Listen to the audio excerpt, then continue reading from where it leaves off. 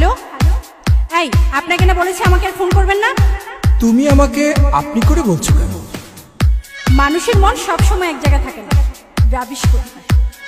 মাইয়া মানুষের মন আজকাল শেয়ার বাজারের মতো উঠানামা করে। হ্যাঁ, হ্যালো ডার্লিং, কেমন আছো তুমি?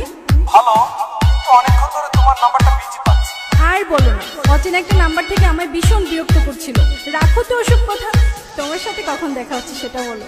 ভীষণ মিস করছি তোমায়।